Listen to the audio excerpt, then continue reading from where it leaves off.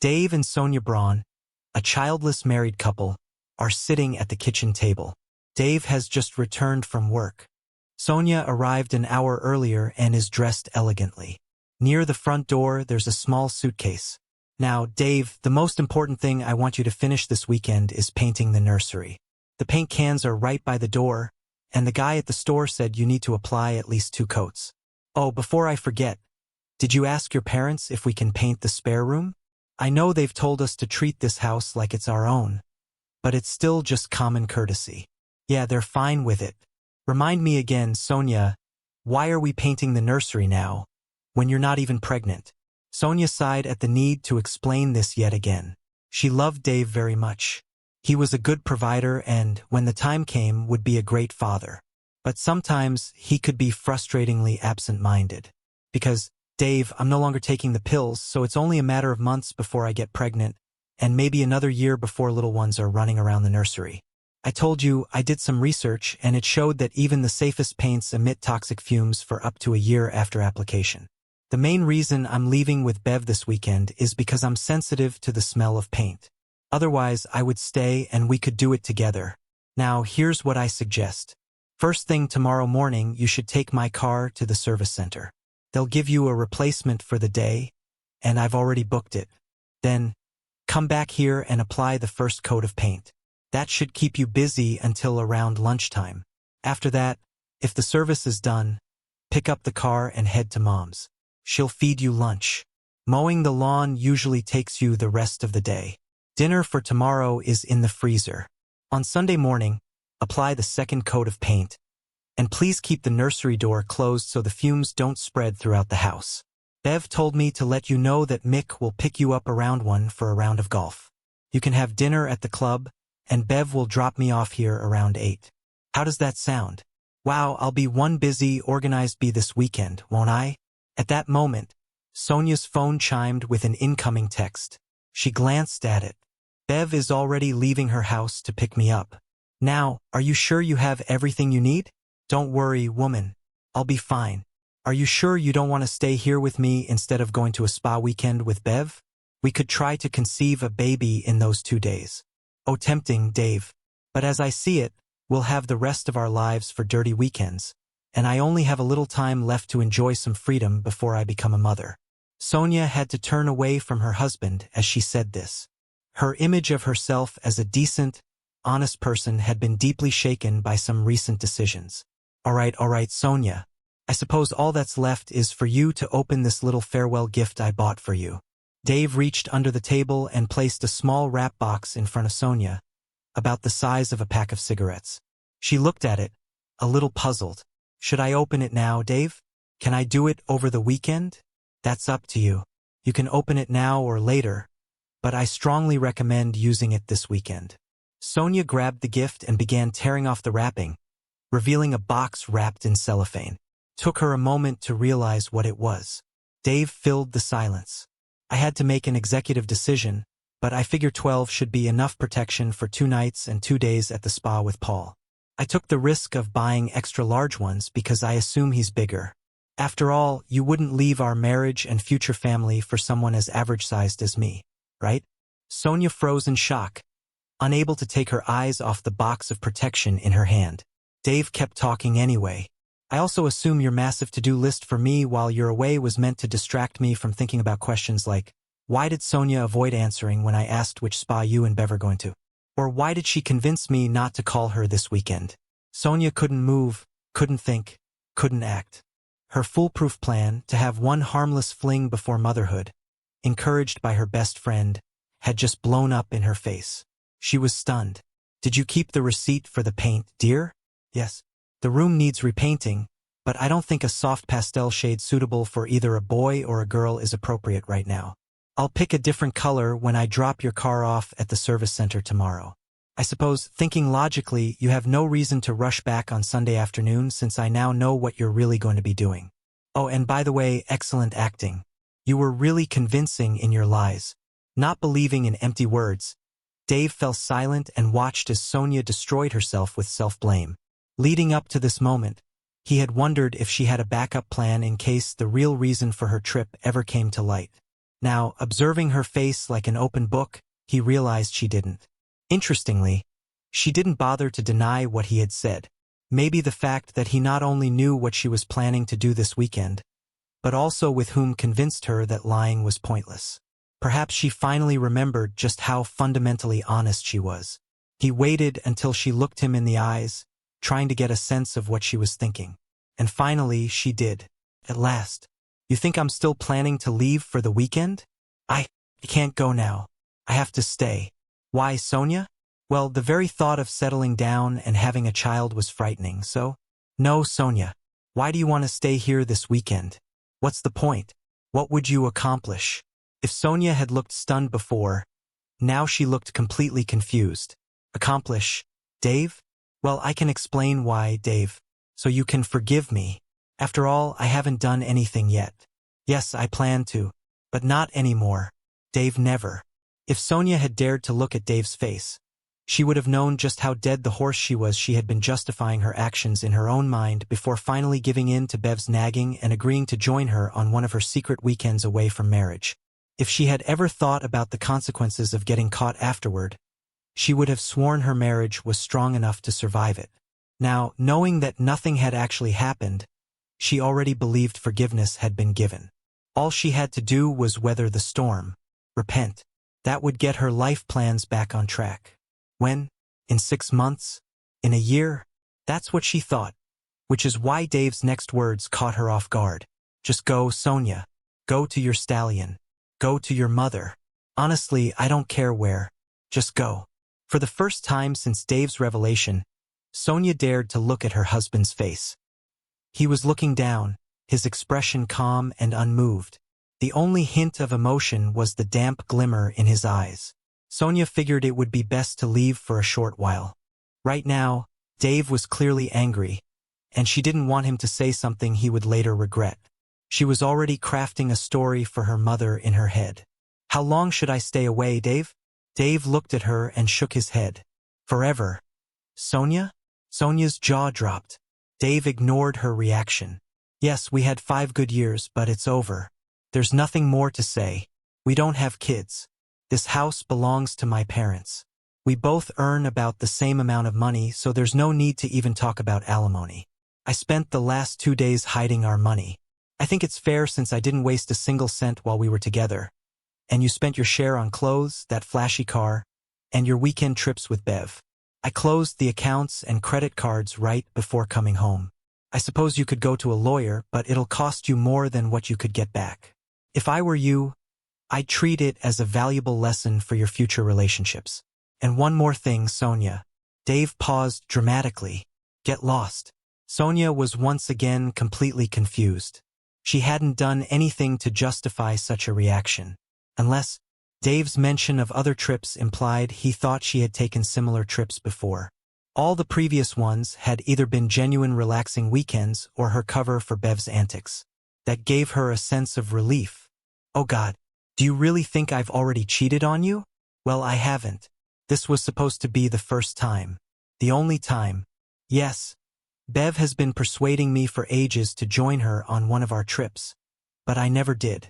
In the end, she tempted me and set up Paul, one of her lovers, and yes, apparently he really is big, and it doesn't matter if it was the first time or not, Sonia.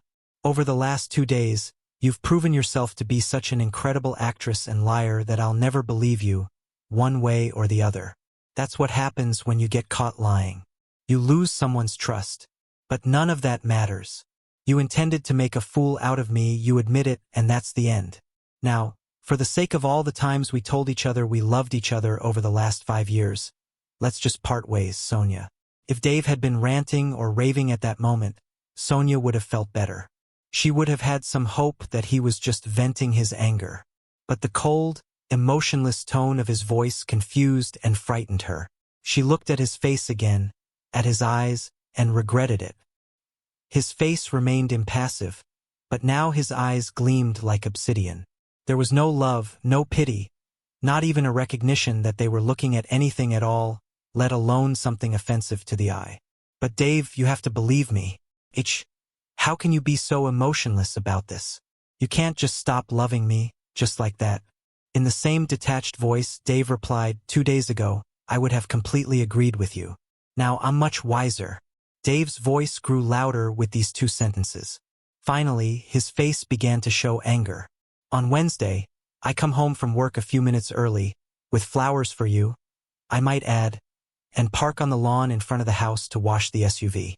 I come in through the back door, intending to surprise you with the flowers, and what happens? I hear you talking on the damn phone with that damn Bev. That's what happens. And what do I hear? You were laughing, planning to lie to me so you could slip away this weekend and sleep with Paul. You were giggling, making plans to keep me busy so I wouldn't have time to think about where you were or what you were up to. But Dave, you know I always giggle when I'm nervous, You laughed while stabbing me in the back. That almost instantly drained all the love I had for you. Knowing that I would just kill you if I kept walking to the kitchen, I left. Since then, everything from my side has been an act. Dave fell silent, his chest heaving and his eyes gleaming with hatred. He fought the urge to strangle the stranger who had tricked him into believing she loved him. The actress who had wasted more than 5 years of his life. Sonia's thoughts were spinning. If she could only make Dave believe that she had never done anything except plan. This really was the first time. And she truly did giggle when stressed. She had to convince him. It was time for her to have a child. This was all part of the plan. Dave was fiddling with his phone. He pressed a button, then held it up to her. His face turned back into an emotionless mask. Her voice, her own voice, came from the phone's speaker. Ha ha ha. I guess it'll be a hot thought, imagining poor old naive Dave painting the nursery while I'm sleeping behind his back. Ha ha ha, you could say I'm feathering our nest, trying out another man's charms in his nest. Even with all her rationalizations, filters, and delusions, Sonia acknowledged that this tiny snippet was incredibly devastating. For a moment, she was able to imagine what Dave must have felt when he first heard it. The task before her, rebuilding his trust and love, suddenly felt like staring up at Everest from base camp. At that moment, the sound of a car horn broke the silence. Bev had arrived. She remained in the car, hoping to avoid making eye contact with her longtime friend, the friend whose wife she had lured into her own morally decayed view of the world. Sonia heard the horn and realized it wouldn't stop until she went out and talked to her best friend. The problem was, her fight needed to start right here and now. She was torn by the dilemma. Dave pulled her out of her indecision. I guess that answers my question. What question, Dave? An hour ago, when I talked to Mick, he was still undecided about whether to confront his cheating wife before she left or set a trap for her while she was gone. I guess he's decided to go with the latter. Sonia glanced at the phone in her husband's hand and recalled that conversation with Bev on Wednesday. She was almost sure that Dave had heard enough from her words to figure out that Bev was an experienced adulteress, even from just one side of the conversation. Her best friend was in big trouble. She just didn't know it yet. Turning around, Sonia rushed out of the house. It was raining quite heavily, so she jumped into the passenger seat. He knows. Who knows what? Mick knows that you're going away this weekend to have sex with Peter. Without giving Sonia a chance to respond, Bev hit the gas. Soon after, Dave heard the sound of screeching tires outside. Not quite believing his luck at how easily he got her out of the house, Dave placed Sonia's suitcase on the porch, sent Mick a single word, "Enter," then grabbed his tools and started changing the locks. He whistled as he worked, and why not? He had already shouted out his anger, cried over his regrets, and banished the evil from his life. Sonia was too busy crying and ranting on Bev's shoulder to even bother him with phone calls, and that suited him just fine. After changing all the locks, he sat at his computer, copied the audio file recorded on his phone to his laptop, attached it to an email titled "Why I'm Divorcing Sonia," and sent it to all the contacts from both his and their shared address books. He felt justified in informing their mutual friends, her family, and colleagues first. She had been very convincing when she looked him in the eyes and boldly lied to his face. People needed to be warned about what a wicked and deceitful cheater she was. He also called her mother to explain everything verbally, to soften the blow of the email so it wouldn't come as too much of a shock. He thought he owed her that. By the time Bev and the protesting, unwillingly dragged along Sonia arrived at her house, Mick had already changed the locks. While his now estranged wife banged on the door and shouted, he was completing bank transfers on his computer. All the accounts to which Bev had access now had a zero balance. Of course, she would eventually get her share, but only after finding a way to pay for a lawyer. He switched apps, opened Bev's email, and read the message received yesterday. At first glance, it appeared to be from Sonia and hinted at the fact that all their carefully planned weekends away from their marriages had been successful. But if their husbands found out and objected afterward, then something would need to be done about them. In reality, the email was from Dave using Sonia's account, but a casual observer would never know. If Bev didn't leave quietly, he could always threaten to weaponize the email for a restraining order.